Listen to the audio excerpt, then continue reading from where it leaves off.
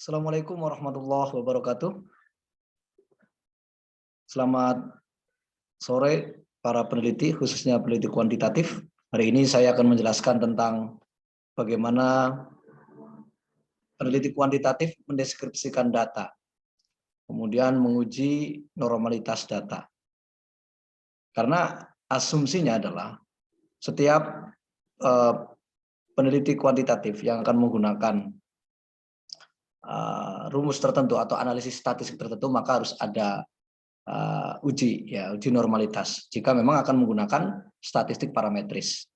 Ya, nah, jika memang harus menggunakan statistik parametris, maka syaratnya adalah data harus berdistribusi normal. Nah, kita juga nanti akan mempraktekkan bagaimana cara agar mendeteksi atau mengetahui bahwa data ini berdistribusi normal atau tidak normal.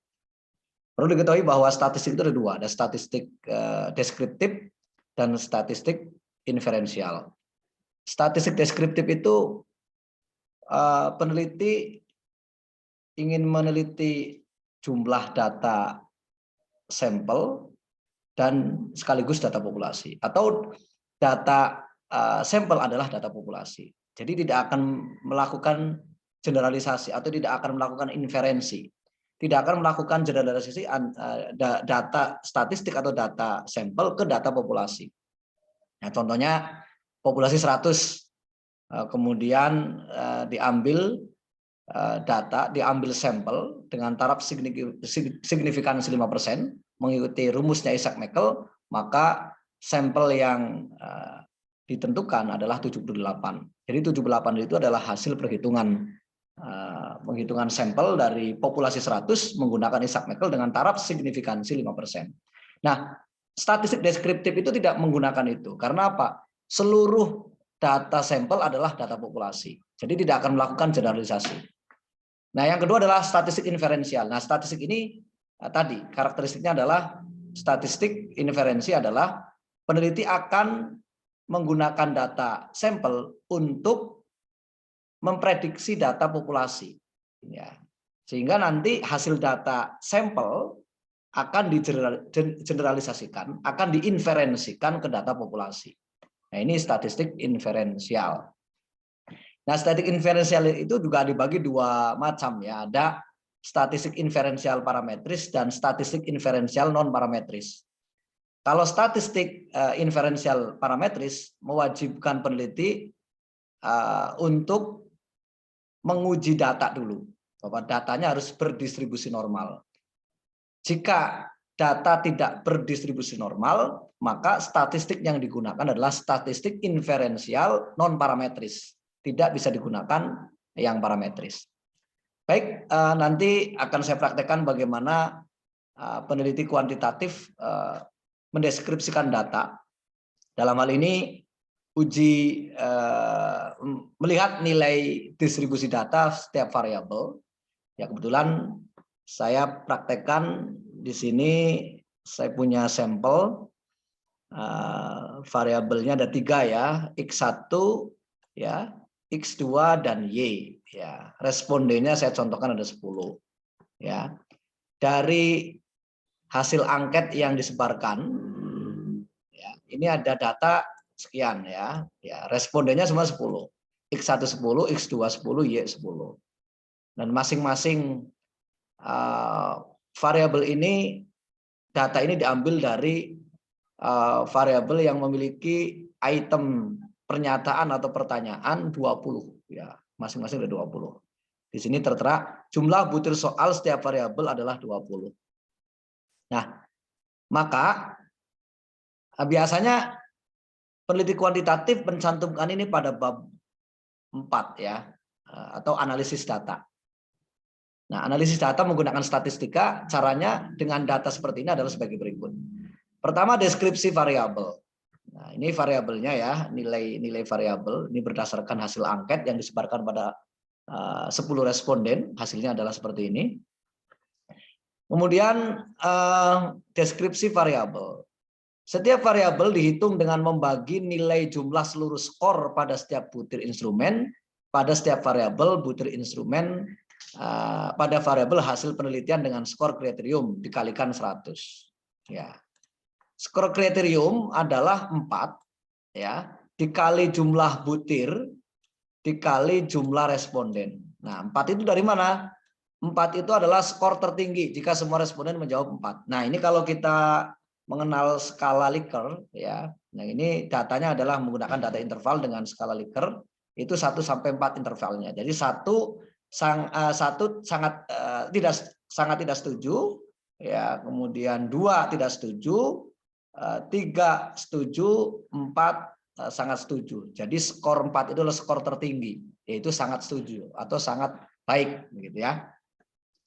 Nah, maka cara menentukan skor kriterium adalah ya tadi jumlah skor tertinggi dikali jumlah butir dikali jumlah responden. Nah, maka skor kriteriumnya adalah untuk X1, variabel X1 ya. Kebetulan X1-nya di sini saya contohkan sebagai motivasi ya. X2-nya adalah bimbingan dan Y-nya adalah prestasi.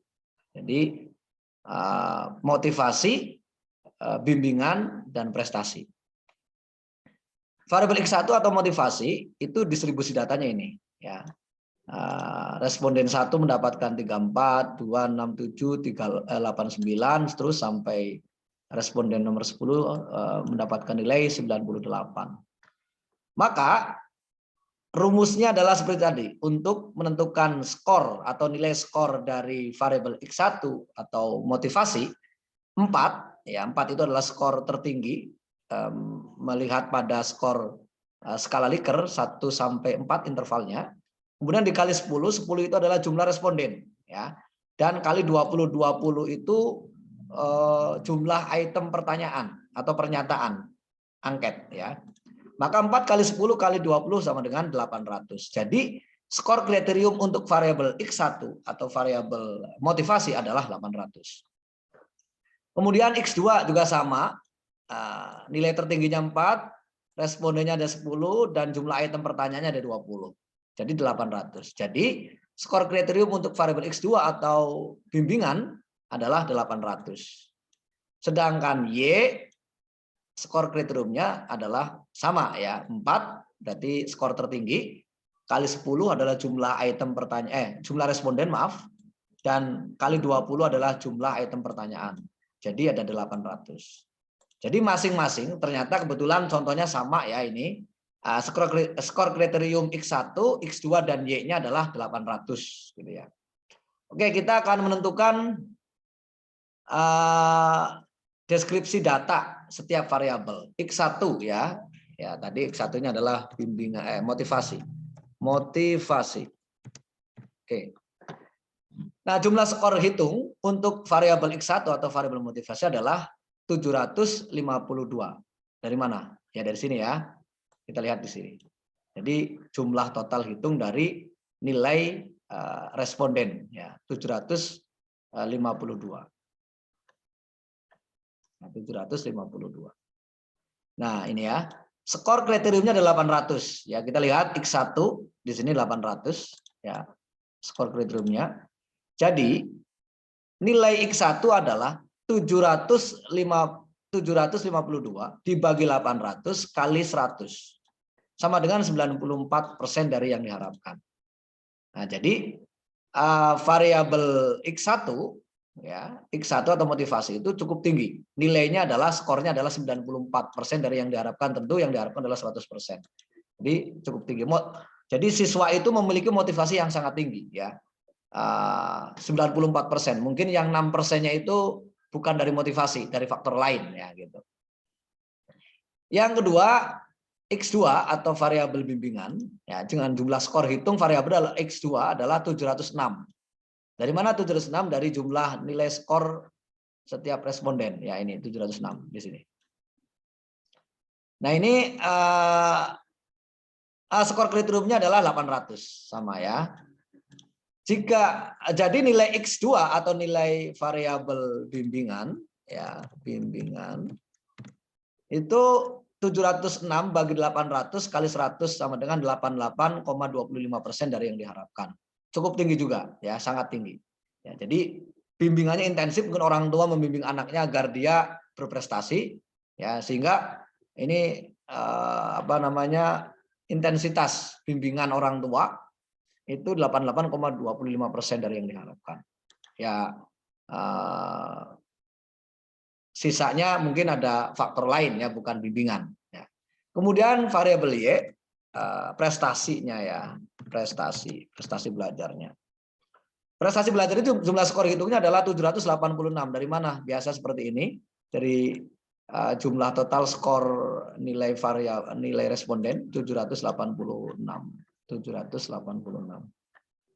Ya. Nah, skor kriteriumnya adalah 800, masih sama karena tadi kebetulan skor kriteriumnya adalah sama ya. Jadi nilai variabel Y atau variabel prestasi adalah 786 dibagi 800 kali 100 sama dengan 98% dari yang diharapkan. Tinggi sekali. Jadi prestasinya cukup tinggi 98%, jadi 2%-nya mungkin tidak berprestasi tapi sedikit ya. Oke, sekarang kita masuk pada pengujian hipotesis, tetapi asumsinya tadi sudah saya nyatakan bahwa ketika kita akan menguji hipotesis, dan hipotesis ini adalah menguji statistik parametris, ya, sedangkan statistik parametris itu asumsinya adalah data harus berdistribusi normal. Maka sebelum kita menguji masing-masing hipotesis yang sudah dicantumkan, maka terlebih dahulu sebagai peneliti kuantitatif harus menguji normalitas data. Bagaimana caranya? Nah, untuk uji normalitas data setiap variabel, maka data yang diambil adalah data sampel, ya. Ya, karena data sampel hasilnya akan digeneralisasikan ke data populasi atau parametris. Ya, jadi kalau statistik parametris itu kan seperti yang saya tadi bilang bahwa datanya adalah data sampel yang akan digeneralisasikan ke data populasi, ya, di mana sampel itu diambil. Nah, syaratnya menggunakan statistik parametris ialah data harus normal. Maka uji normalitas data menggunakan SPSS dengan hasil sebagai berikut. Nah, nanti kita ikuti. Nah, catatannya adalah jika ya nilai signifikansi, nilai hitung setiap variabel atau variabel ini adalah lebih besar daripada 0,05, maka data dinyatakan normal atau dinyatakan berdistribusi normal. Tapi jika nilai signifikansi setiap variabel ini lebih kecil daripada 0,05, maka nilai distribusinya tidak normal, ya. Maka nilai tidak berdistribusi normal. Nah, kalau ternyata datanya tidak berdistribusi normal, maka tidak boleh menggunakan statistik parametris, maka beralih pada statistik non parametris. Oke, kita langsung praktek saja di SPSS. Nah, pertanyaannya adalah 0,05 dari mana? 0,05 itu dari taraf signifikansi, ya. Ya, kita asumsinya saja tadi sampel yang diambil ya 10 responden itu adalah sampel yang diambil dari taraf signifikansi 5% dengan menggunakan rumus Isaac-Meckel umpamanya gitu ya. Oke, kita langsung ke praktek SPSS. Nah, data yang ini kita tabulasikan ke SPSS. Baik, kita coba.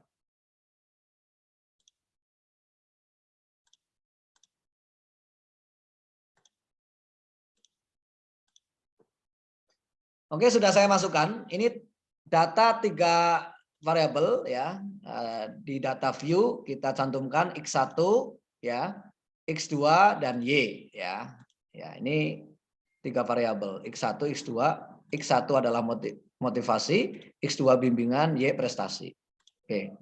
Di variabel view kita masukkan X1, X2, Y dan labelnya adalah sudah saya cantumkan. Ya, X1 motivasi, X2 adalah bimbingan, dan Y prestasi. Oke, langsung saja bagaimana cara mengetahui bahwa data setiap variabel ini berdistribusi normal apa tidak. Mari kita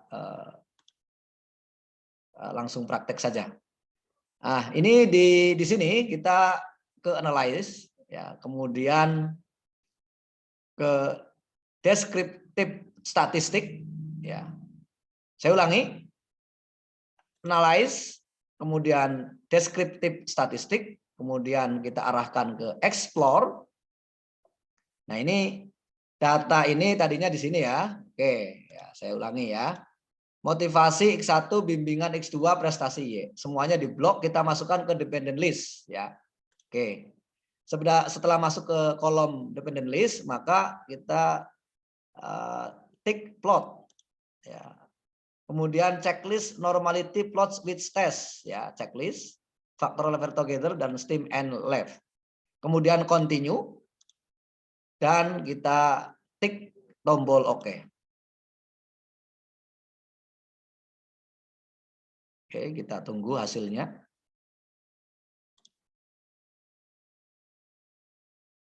Oke.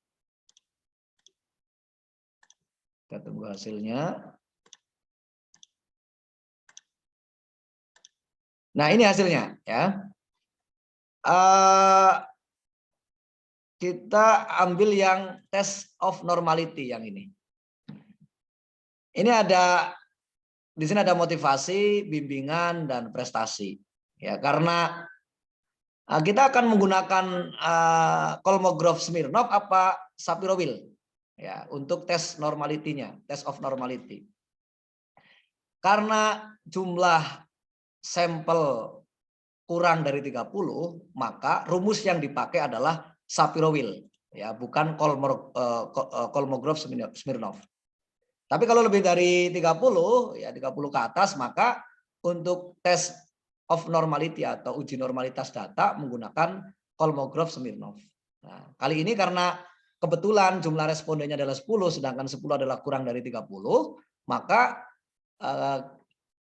dalam hal ini menggunakan Shapiro-Wilk ya ini. Kebetulan tadi sudah saya catat sebenarnya di Word tadi ya. Bentar. Oke.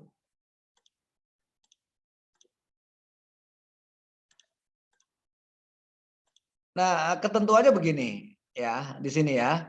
Jika responden kurang dari 30 maka menggunakan Shapiro-Wilk. Nah, ini tadi sudah saya kopikan di sini hasil tes normalitas data ya, uji normalitas data, maka menggunakan Shapiro-Wilk ya di sini. Ya ini. Nah, ada 3 kolom, ada statistik di F dan signifikan. Ya. Mana yang kita gunakan? Yang kita gunakan adalah ini. Oke. Kita lihat tadi jika nilai signifikansi itu lebih besar daripada 0,05 ini ya, maka data dinyatakan normal atau berdistribusi normal. Tetapi sebaliknya, jika nilai signifikansi setiap variabel itu kurang atau kecil, lebih kecil daripada 0,05, maka nilai maka data tidak berdistribusi normal ya. Maka data tidak berdistribusi normal.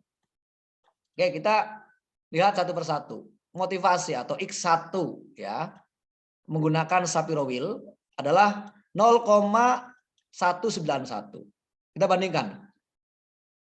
Apakah 0,191 itu lebih besar atau lebih kecil daripada 0,05? Jawabannya tentu 0,191 lebih besar daripada 0,05. Berarti seluruh data motivasi atau X1 dinyatakan normal. Yang kedua, data X2 atau bimbingan. Itu lihat di Shapiro-Wilk, di signifikansinya adalah hasilnya adalah 0,199. Karena 0,199 itu lebih besar daripada 0,05, maka seluruh data bimbingan atau X2 juga dinyatakan berdistribusi normal. Dan data Y, data tentang prestasi, kita lihat di Shapiro-Wilk sangat tinggi, hasilnya adalah 0,241. 0,241 lebih besar daripada 0,05, maka data ini juga masuk dalam data yang berdistribusi normal. Sehingga keputusannya adalah seluruh data X1, X2, dan Y atau data tentang motivasi, bimbingan, motivasi belajar, bimbingan orang tua, dan prestasi belajar, itu semuanya dinyatakan berdistribusi normal. Dan patut atau layak ditindaklanjuti menggunakan menganalisis setiap variabelnya menggunakan statistik parametris. Oke, uji statistik parametris setiap variabel, baik statistik deskriptif maupun uji statistik ya secara menggunakan uji T pihak kanan, maaf, statistik inferensial dengan menggunakan uji T ya. Karena hipotesisnya adalah bunyi hipotesisnya adalah hipotesis deskriptif dan datanya adalah interval, maka menggunakan uji T pihak kanan ya. Dan nanti juga akan menguji hipotesis asosiatif ya, karena bunyi hipotesisnya adalah asosiatif dengan data interval, maka analisis statistik menggunakan person product moment. Tapi nanti kita lanjutkan lagi. Sementara itu saja sampai pada uji normalitas data. Terima kasih. Kalau ada yang ingin tanyakan bisa di kolom YouTube kami. Terima kasih dan assalamualaikum warahmatullahi wabarakatuh.